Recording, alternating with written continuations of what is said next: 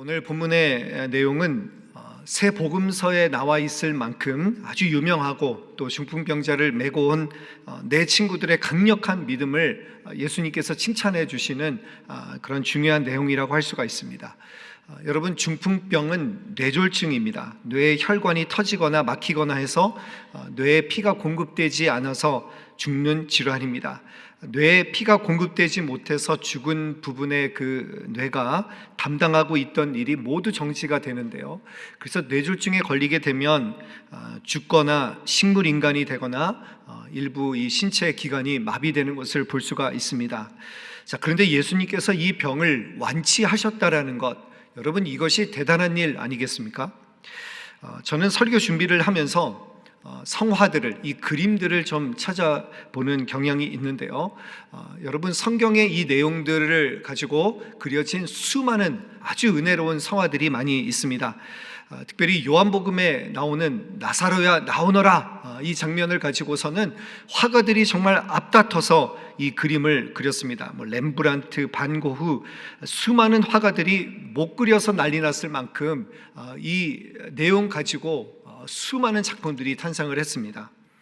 그런데 오늘 본문을 보시면 새 복음서에 나올 만큼 아주 대단한 믿음을 보여주는 그런 성경의 장면인데, 중풍병자가 이 지붕을 뚫고 내리게 되는 이 장면을 화가들이 깊이 하는 것을 보게 됩니다.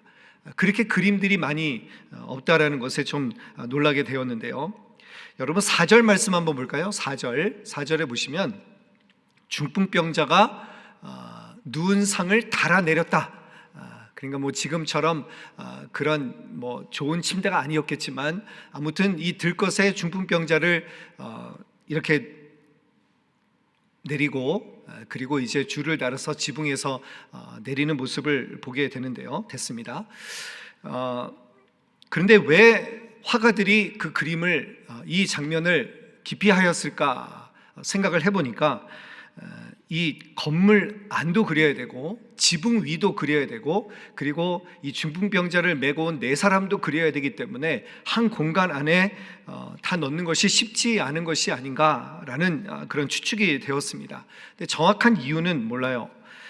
그래도 열심히 한번 찾아보았는데요. 그러다가 제임스 티소라고 하는 프랑스 화가가 있다라는 것을 알게 되었고, 이 분이 그린 지붕으로 내려지는 중풍병자라는 제목의 그림을 보게 되었습니다. 이분은 말년에 신앙에 푹 빠져서 가능하면 성경에 있는 내용들을 다 그리려고 그렇게 헌신하셨던 분이신데, 얼마나 훌륭했는가. 프랑스 최고의 훈장을 받을 만큼 아주 훌륭한 작품들을 많이 남기셨습니다. 여러분, 이 작품을 저희도 볼 수 있습니다. 브루클린 뮤지엄에 가면 이 제임스 티소가 남긴 웬만한 이 성화들이 다 전시되어 있다고 합니다. 제가 오늘 보여드릴 이 내용도 브루클린 뮤지엄에 가시면 볼 수가 있는 그림입니다. 그래서 저도 나중에 한번 이 그림을 보러 가려고 하는데요. 한번 띄워주시겠어요? 여러분, 잘 보이시나요? 네 명을 다 표현하지 못했고요. 그리고 들것을, 그 누운 상을 잘 표현하지 못했지만, 그러나 저 위에서 사람들이 저렇게 끈을 달아서 중풍병자를 내리고 있는 모습을 보게 됩니다. 여러분, 왼쪽에 보시면 흰색 옷을 입으신 예수님 보이십니까? 예수님께서 어떻게 이 병자를 맞이하고 계십니까? 두 손을 정말 웰컴하면서 예수님께서 이 병자를 기뻐하시는 모습을 표현을 했고요. 그리고 이 중풍병자가 내려오면서 두 손을 뻗은 장면이 이 작가가 의도한 장면입니다. 나는 아무것도 할 수 없는 그런 연약한 사람임을 표현하기 위해서 두 손을 뻗는 것으로, 예수님은 환영하시고 이 사람은 두 손을 뻗어서 예수님의 그 모습과 이 연약한 사람의 모습을 잘 대비해서 보여주는 작품이라고 할 수가 있습니다. 네, 됐습니다. 자, 그러면 우리가 이 내용을 함께 이제 들어가면서 왜 이들은 지붕을 뚫고 들어가야만 했을까요? 예수님께서 사역을 시작하실 때 많은 사람들이 모였습니다. 우리 1절 말씀 한번 읽어볼까요? 1절 말씀에 보시면 뭐라고 그랬습니까? 수일 후에 예수님께서 다시 가버나움에 들어가셨다. 수일 후에 예수님께서 가버나움에 들어가셨다. 그런데 예수님께서 집에 계시다는 소문이 들리더라, 이렇게 말씀하고 있습니다. 수일 전에 그러면 무슨 일이 있었을까요? 이제 내려주시기 바랍니다. 마가복음 1장 42절에 보면 불치병이 문둥병자에게 예수님께서 손을 내밀어 고쳐주셨습니다. 그런데 삼가 아무에게도 말하지 말라라고 신신당부했는데 이 사람이 그 말을 지키지 않고 예수님의 소문을 방방곡곡에 다 소문을 내게 됩니다. 그러니까 예수님께서 오셨다라는 이 소문이 들리게 되고 사람들은 곧바로 예수님께 몰려들어서 입구뿐만 아니라 몸도 움직일 수 없는 지경이 되었을 그런 장면을 우리가 상상할 수가 있습니다. 여러분, 이런 곳을 가보셨습니까? 제가 LA에서 살다가 이 뉴저지로 사역지를 옮겼을 때 아이들과 잠시 한국에 들어갔었습니다. 그래서 그때 잠실에 있는 놀이동산을 한번 가보자, 그렇게 이야기를 하고 아이들과 함께 가보았는데요. 여러분, 그런데 제가 옛날에 중고등학교 때 갔었던 그런 곳이 아니었습니다. 중고등학교 때는 그렇게 사람들이 많지 않아서 거기 있는 놀이기구를 다 즐기면서 탈 수가 있었는데, 이번에 가보니까 놀이동산을 아예 들어갈 수가 없습니다. 이 건물까지 진입도 못하고 주차도 못하고 결국에는 한 10분 정도 떨어진 곳에다가 주차를 하고 그리고 아이들과 걸어갔습니다. 정말 발 디딜 틈이 없습니다. 놀이기구 하나 타려면 한 2분 되는 그 놀이기구 하나 타려면 2시간을 기다려야 됩니다. 그러니까 여러분, 2분 타려고 그 2분의 즐거움을 위해서 2시간을 거기 기다리는 것이 얼마나 끔찍하겠습니까? 그런데 방법이 있더라고요. 옆에 보니까 기다리지 않고 쑥쑥 들어가는 사람들이 있습니다. 봤더니 우대권이라고 하는 것을 가지고 있었어요. 그래서 저걸 어떻게 구해야 되는가 물어봤더니 매표소에서 구입을 하면 된대요. 그래서 큰맘 먹고 매표소로 갔더니 아예 그것이 동이 나서 구할 수도 없다라는 거예요. 그러니까 그만큼 사람들이 많이 있었다라는 것이죠. 결국 어떻게 했을까요? 방법이 없어서 저는 아이들과 거기에 있는 민속 박물관만 보다가 왔습니다. 아이들은 놀이동산을 갔는데 놀이기구는 하나도 못하고 아이들과 박물관만 보다가 왔습니다. 얼마나 얼마나 허탈했는지 모릅니다. 여러분, 사람들이 너무 많은 상황에서 여러분들은 어떻게 결단하시겠습니까? 우리 주일 예배 나오시는 분들을 보면 특별히 교육관에는 주차 공간이 별로 없습니다. 거기는 금방 차잖아요. 모자익도 있고, 그러니까 자리를 잡는 것이 여간 쉬운 것이 아닙니다. 근데 담임 목사님께서 이제 본당에서 교육관으로 가실 때 이렇게 보면 자리를 찾다가 못 찾고 가시는 분들이 있다라는 거예요. 물론 그분들 중에서는 어떻게든 예배를 드리려고 본당으로 오시는 분들이 있는데, 그런데 대부분의 사람들은 어떻게 합니까? 여러분들이라면 어떻게 하시겠습니까? 끝까지 예배의 자리를 찾으시겠습니까? 담임 목사님께서 보신 모습은 한 7, 8대가 전혀 고민하지 않고 바로 집으로 가시는 모습을 봤다는 거예요. 이것은 하나님의 뜻이구나. 예배 드리러 오는 것도 힘든데 잘됐다라고 하면서 가시는 것 같은 그런 느낌을 받게 된다는 것이죠. 여러분, 어떻습니까? 이 4명은 어떻습니까? 지붕에 올라가는 것을 택합니다. 여러분, 이 땅에서는 방법이 없으니까 어떻게 합니까? 하늘을 보는 거예요. 위를 보니까 위에서 방법이 나오게 되는 것 아니겠습니까? 그 당시 집은 흙과 나무로 되어 있기 때문에 가능한 이야기였습니다. 그래서 이 4명은 지붕을 뚫고 올라가게 되는데, 그런데 여러분, 내부에 있는 사람들을 한번 생각해 보세요. 이 지붕을 뚫었는데 흙과 이 나무로 되어 있는 그 지붕을 뚫게 되면 아마 그것을 뚫었을 때 먼지가 상당할 것입니다. 흙가루가 엄청나게 떨어질 것입니다. 거기서 예수님의 말씀을 듣고 있는 사람들의 그 비난의 소리를 감내해야만 합니다. 그리고 무엇보다 집주인에게 엄청난 피해를 끼치게 되는 것이죠. 그러니까 여러분, 아마 이 4명은 이 사건 이후에 고발을 당할 수도 있는 그런 위기에 봉착했을 거라고 생각을 합니다. 그런데 이들은 중풍병자가 예수님을 만나는 데 있어서 그 어떤 장애물도, 그 어떤 어려움도 개의치 않고 이 중풍병자가 예수님을 만날 수 있도록 도와주는 모습을 보게 됩니다. 이 폴 트루니에라는 사람이 이런 말을 남겼습니다. 사람이 혼자서 할 수 없는 것이 두 가지가 있는데 하나는 결혼이고 하나는 크리스찬이 되는 것이다. 여러분 공감하시죠? 우리가 신앙생활이라는 것은 혼자 할 수 없다는 것을 분명히 기억하셔야 됩니다. 그래서 우리가 인생에서 좋은 사람들을 만나는 것이 축복입니다. 여러분, 이 중풍병자는 자기의 아픔을 정말 공감해 줄 수 있는 이 4명의 친구들을 만났기 때문에 구원받는 역사를 경험하게 된 것입니다. 이 중풍병자는 당시 상황에서 아무도 가까이 하지 않고 사회에서 고립되어 있는 사람이었을 것입니다. 거기다가 그 병으로 인해서 죄인으로 여겨지고 심판받은 사람으로 손가락질을 당했을 것입니다. 그런데 이 4명의 친구는 이 사람을 그렇게 보지 않았습니다. 이 사람을 어떻게든 예수님께로 데려오는 그 모습을 통해서 우리가 하나님을 믿는 사람으로서 우리가 이 세상을 어떻게 바라봐야 되는가, 아무도 관심 갖지 않는 사람들, 그 사람들을 우리가 정말 예수님께로 인도하고자 하는 그런 마음이 우리에게도 있는가라는 생각이 들었습니다. 우리 2절 말씀을 한번 볼까요? 2절 같이 읽겠습니다. 시작. 많은 사람이 모여서 문 앞까지도 들어설 자리가 없게 되었는데 예수께서 그들에게 도를 말씀하시더니, 여러분 거기에 많은 사람이 모여 있었다라고 합니다. 그런데 그 많은 사람이 아이러니하게도 중풍병자가 예수님께 나아가는데 길을 터주지를 않습니다. 오히려 예수님께 나아가는데 방해가 되는 모습을 보게 됩니다. 버티고 앉아서 예수님께 나아가는 통로를 막고 있는 것이죠. 자, 그런데 이 중풍병자를 메고 온 4명은 다른 관점을 가지고 있습니다. 이들은 예수님께로 데리고 옵니다. 어떻게든지 다른 사람이 예수님께 나올 수 있도록 그렇게 애를 쓰는 모습을 보게 됩니다. 진짜 크리스찬은 어떤 사람인가요? 내가 은혜 받는 것도 중요합니다. 내가 예수님 만나러 오는 것도 중요합니다. 그렇지만 다른 사람들에게 길을 터주고 다른 사람들을 어떻게든지 예수님께로 데리고 나올 수 있는 사람이 진짜 믿음의 사람이 아닌가라는 생각이 들었습니다.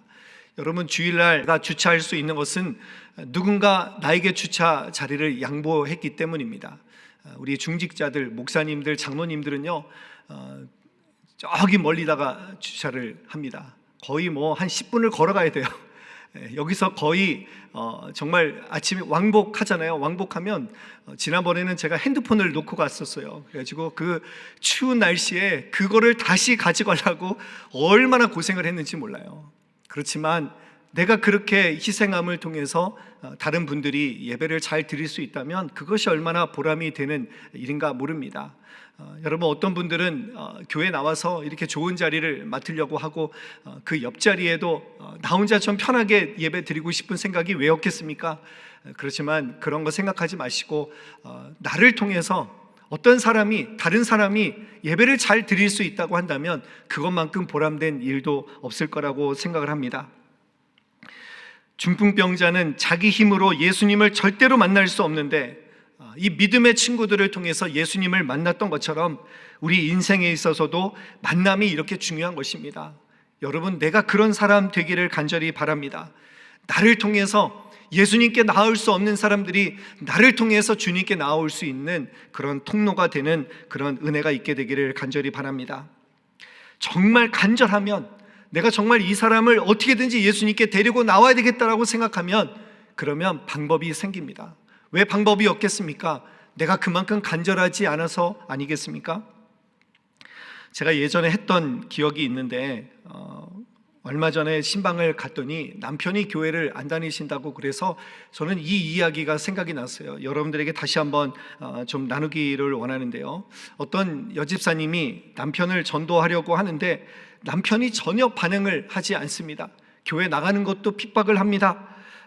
그러니까 기도하다가 아무리 기도해도 기도가 응답이 되지 않으니까 어느 날 새벽 기도를 하다가 하나님께서 감동을 주셨대요. 그래서 새벽 기도를 나오기 전에 신발장에서 남편의 구두를 꺼내가지고 그리고 교회로 왔습니다. 그 구두를 올려놓고 하나님 앞에 기도를 올려드렸습니다. 하나님, 우리 남편의 구두부터 여기 왔습니다.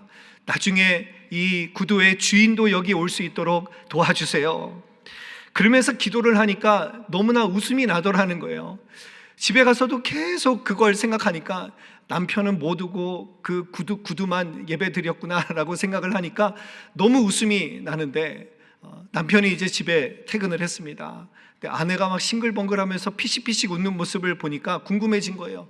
그래서 왜 이렇게 웃고 있냐고.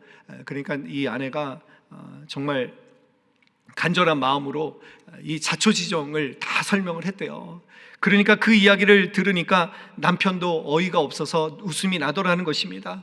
결국 교회에 나오게 되었다라고 하는 이야기를 듣게 되었습니다.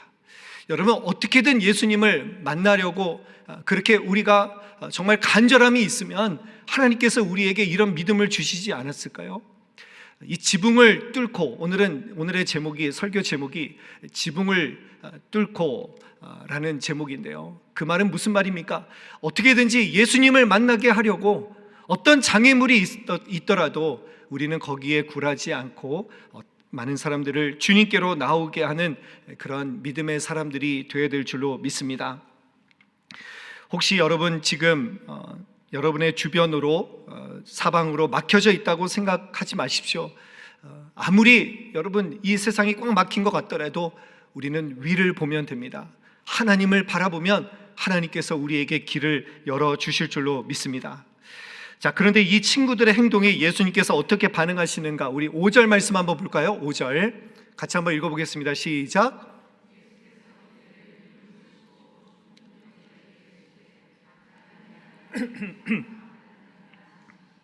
네, 예수님께서 무엇을 보셨습니까? 그들의 믿음을 보셨다라는 거예요. 그들의 믿음을 보셨다.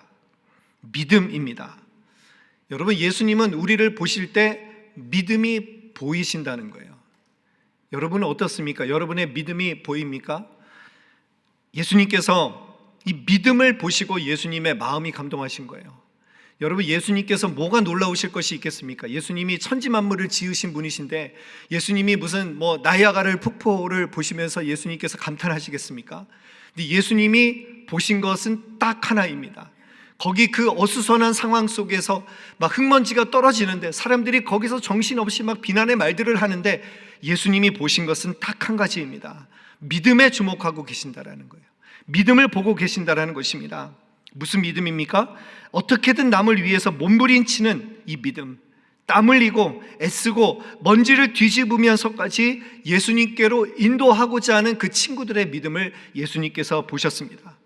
그리고 문제가 있을 때 그 문제를 예수님께로 가져오는 그 믿음, 이리 해도 안 되고 저리 해도 안 되고 결국에 예수님 만나야 된다라고 하는 그 간절한 마음, 예수님께 문제를 가지고 온 그 믿음을 예수님께서 연락해 주셨다라는 것입니다. 그리고 마지막으로 지붕을 뚫고서라도, 장애물을 극복해서라도, 고난과 회복이 있어도 주님께 나아오려는 그 간절한 믿음을 주님께서 보셨다라는 것입니다. 여러분, 주일날 나오실 때, 특별히 예배 자리에 나오실 때 쉽지 않아요. 여러분, 지난주에 제가 3가지 시험으로 여러분들에게 말씀을 전했지만 우리에게 얼마나 많은 시험들이 있는지 모릅니다. 교회 나가려고 하면 그 방해가 얼마나 많은지 몰라요. 그러나 여러분, 그런 장애물을 뚫고서라도 어떻게 해서든지 나오는 그 믿음을 우리 주님께서 보시고 기뻐하실 줄로 믿습니다. 주님께로 나오는 그 믿음, 여러분 그것을 절대로 놓치지 않게 되기를 간절히 바랍니다. 여러분, 5절 말씀 다시 한번 보겠습니다. 5절 같이 다시 한번 읽어보겠습니다. 시작. 예수께서 그들의 믿음을 보시고 중풍병자에게 이르시되 작은 자야, 내 죄사함을 받았느니라 하시니. 여러분, 예수님께서 이 중풍병자에게 이 4명의 믿음을 보시고 죄사함을 선포해 주고 계십니다. 자, 그런데 생각해 보세요. 이 중풍병자가 원했던 대답은 무엇입니까? 네 병이 고침을 받았다라고 하는 그런 내용의 말을 원했던 것 같습니다. 이 4명의 친구들도 마찬가지였을 것입니다. 분명히 예수님께서 내 죄가 나았다라는 그 말을 듣고자 그렇게 무모하게 도전을 했는데 예수님께서는 지금 무슨 말씀을 하고 계십니까? 내 죄사함을 받았느니라. 얼마나 생뚱맞은 말씀 아니겠습니까? 예수님은 이 말을 통해서 이제 6절부터 보시면 유대인들의 공격을 당하게 됩니다. 신성 모독죄로 공격을 받게 됩니다. 여러분, 만일 예수님의 사역의 목적이 치유라고 한다면, 이 병을 고치는 것이 우선이라고 한다면 예수님께서 이런 죄사함을 선포하실 필요가 없습니다. 이런 말씀을 해서 괜히 이렇게 부스럼을 만들 필요가 없다라는 거예요. 근데 예수님은 이 병자를 고치기 전에 먼저 죄사함에 대해서 그렇게 말씀하고 계신다라고 합니다. 여러분, 이것이 무슨 의미일까요? 왜 예수님께서 죄사함부터 말씀을 하신 것일까요? 여러분, 사실 예수님께서 이 문둥병자를 1장에서 고치신 후에 이 문둥병자에게 예수님께서 신신당부하셨습니다. 절대로 말하지 말라. 절대로 사람들에게 알리지 말라. 그 목적이 무엇이었을까요? 사람들이 몰려드는 것이 귀찮기 때문에 그런 것이 아닙니다. 예수님은 오직 치료만을 위해서 오는 사람들을 사절하겠다는 뜻입니다. 오늘날 교회가 기복신앙으로 물들어져 있습니다.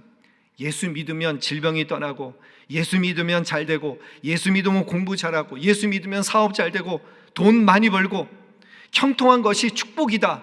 여러분, 그래서 그런 것으로 전도하는 교회들이 있습니다. 제가 얼마 전에 이 만민중앙교회라고 하는 교회에 대한 내용을 기사를 보게 되었습니다. 제가 예전에 신학생 때 이 교회에 갔었어요. 2단이기 때문에 한번 어떤가 봤더니 그때 그 교주가 거의 뭐 이 천상의 마차를 타고 그냥 오지 않아요. 저 뒤에서 그 하얀색 옷을 입은 천사 같은 사람들의 그런 가마를 타고 등장하면서 막 사람들에게 손을 흔들고, 그리고 거기에 가면요 500원짜리, 그 당시에 500원짜리 이렇게 캡슐에다가 물을 담아가지고 그거를 이제 성도들이 사게 하는데, 근데 그 홍보 영상을 봤거든요. 그 물을 뿌리면 고장난 세탁기가 갑자기 돌아가게 되고요, 고장난 자동차가 갑자기 작동을 하게 되고, 그러니까 너나 할 것 없이 그 물을 사가지고 그래가지고 그거를 가지고 가는 모습을 봤습니다. 제가 제자 훈련하면서 이야기를 드렸더니 그 옆에 있는 분이, 목사님 저 그거 알아요. 그거 그 교주 발 닦은 물이래요. 그런 얘기를 하시는 거예요. 너무 어이가 없잖아요. 너무 어이가 없는, 그리고 뭐 쇼를 합니다. 지금 내가 성령인데 하나님이 지금 내 옆에 앉아 계십니다. 그러면서 막 아나운서가 설명하는 거예요. 지금 하나님의 모습이 우리 교주처럼 코가 이렇게 어떻고 입술이 어떻고, 근데 사람들이 거기서 주여 주여 하면서 정말 여러분 영화에서만 나올 것 같은 그런 어이가 없는 그런 장면들이 그 교회에서 펼쳐지는데, 결국에 그 교주는 어떻게 됐는지 아세요? 성폭행으로 인해서 기소를 당해서 감옥에서 쓸쓸하게 이제 목숨을 잃게 됩니다. 그분은 이제 돌아가셨어요. 그러면 저는 그 교회가 끝날 줄 알았거든요. 그런데 그 딸이 이어서 그 교회의 당회장이 되어서 아직까지도 그렇게 활발하게 방송을 하면서 그 교회를 운영하는 것을 보면서 깜짝 놀랐습니다. 정말 마음이 아팠습니다. 그런데 그 교회 홈페이지를 보니까 아직까지도 거기에 그렇게 도배가 되었어요. 아마 이제로 그 교주가 그렇게 많은 좀 이렇게 질병을 치유하는 능력이 있었던 것 같아요. 그러니까 거기에 뭐 목사님께 기도를 받고 무릎에 통증이 없어졌습니다, 어지럼증이 없어졌습니다, 그런 간증하는 영상으로 도배가 되어 있는 것을 보게 돼요. 완전히 기복적인 모습 아니겠습니까? 얼마나 그것이 잘못된 모습입니까? 요즘에는 또 유튜브에 보면요, 어떤 전도자가 논란이 되고 있습니다. 거의 뭐 영화배우 같이 잘생긴 어떤 전도자가 나와서 전 세계를 돌아다니면서 그냥 그 식당에 가서도요, 후 하고 불면 그 옆에 있는 사람들이 막 쓰러집니다. 여러분, 그런데 그 사람을 가리켜서 뭐 이 시대에 진짜 뭐 능력자라고 하면서 막 사람들이 치켜 내세웁니다. 막 손 한 번 하면 사람들이 막 쓰러지고 막 사람들이 고침받고 막 그런 장면들이 있는데요. 여러분, 그것이 가짜라고 하는 이제 뭐 영상들 유튜브도 많이 이제 있는 것을 보게 되는데, 사람들은 거기에만 관심이 있습니다. 어떻게든지 내 믿음을 가지고 내가 잘 되고 내가 형통하고 내가 고침받는데 우리의 관심이 있지 않습니까? 그런데 예수님께서는 그 병자의 치유보다도 먼저 보신 것이 무엇이냐? 죄사함을 말씀하시는 것입니다. 그 후에는 여러분 고쳐주지 않으실 수도 있는 거예요. 예수님이 원하시는 것은 죄사함이 먼저라는 거예요. 물론 이 본문에서는 예수님께서 이 병자를 고쳐주셨습니다. 왜 고쳐주셨느냐? 고대 유대인들은 병을 갖게 된 것이 선조나 아니면 본인의 죄 때문이라고 생각을 했습니다. 그래서 이 중풍병자는 죄가 많은 것이기 때문에 하나님께 벌받아서 그런 병을 앓고 있는 것이라고 사람들이 여겼기 때문에 예수님께서 이 중풍병자에게 죄사함을 먼저 말씀하시고 그리고 이 병을 고쳐주셨다라는 것입니다. 9절 말씀에 보면 예수님이 이렇게 말씀하십니다. 중풍병자에게 내 죄사함을 받았느니라 하는 말과 일어나 내 상을 가지고 걸어가라 하는 말 중에 어느 것이 쉽겠느냐? 여러분, 죄사함을 말하는 것이 더 쉬워요. 그것은 어떻게 증명할 수 있는 방법이 없습니다. 그러니까 예수님께서 죄사함을 그냥 말하고 이 사람을 치유해 주지 않으셨다고 한다면 유대인들은 믿지 않았을 것입니다. 그러니까 예수님이 죄사함의 권세가 있다는 것을 알려주시기 위해서 이 병자를 치유해 주셨다는 것이죠. 중요한 것은 죄사함이 먼저입니다. 여러분, 이미 우리는 구원을 받았습니다. 구원받은 것이 얼마나 큰 은혜입니까? 우리 병이 고침을 받고 안 받고는 구원과는 별개입니다. 사도 바울은 자기의 육신을 가지고 하나님께 그 육체의 가시를 제거해 달라고 하나님 앞에 3번이나 기도했지만 그 기도가 이루어지지 않고 사도 바울은 뭐라고 고백합니까? 내 은혜가 내게 족하도다. 하나님 앞에 오히려 은혜를 고백하고 있지 않습니까? 그래서 저는 오늘 본문을 보면서 오늘 본문의 가장 핵심 구절은 바로 이 5절이다라는 확신이 들었습니다.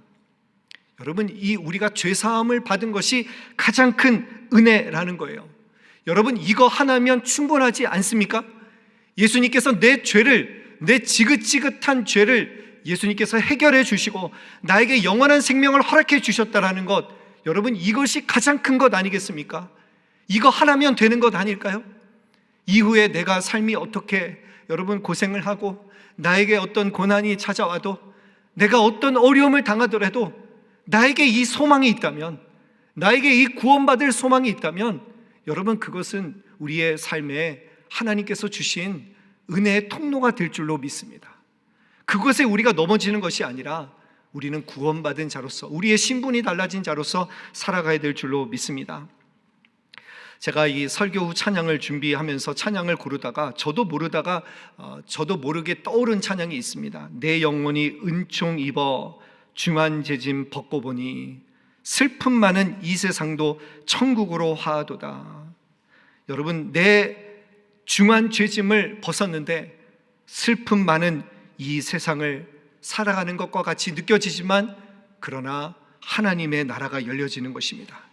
그 어디나 하나님의 나라라고 고백하는 이 찬양을 지은 이 찬양의 고백을 우리가 들으면서 우리가 해야 될 것이, 우리가 결단해야 될 것이 무엇입니까? 오직 예수로 충만하네. 예수님이면 됩니다. 내가 예수님 믿는 것이 나에게 가장 큰 축복입니다. 여러분, 그거면 된 거 아니겠습니까? 제자들은 예수님 만나고 어떻게 했습니까? 이들의 삶이 떵떵거리면서 사는 것, 이런 거에 별로 관심이 없었어요. 예수님 전하는 삶, 예수님과 동행하는 삶, 그것이 그들에게 목적이 되지 않았습니까? 마찬가지입니다. 우리의 목적도 예수 따라가는 삶, 그거면 된 거 아니겠습니까? 목사도 마찬가지예요. 여러분, 목회자가 되고 사람들이 걱정을 해요. 아니, 어떻게 목사님 노후 대비도 안 하세요? 노후 대비를 어떻게 합니까? 그냥 예수 믿고 살아가는 거예요. 예수님 믿고 살아가면 주님이 우리의 길을 예비해 주시고 주님이 우리를 채워주시는 것 아니겠습니까? 여러분, 오직 예수로 충만하네. 예수와 동행하며 예수로 충만하며 주님을 만난 자로서, 그 죄사함 받은 자로서 주님과 함께 걸어가는 복된 삶, 은혜로운 삶 되시기를 주님의 이름으로 축원합니다. 아멘.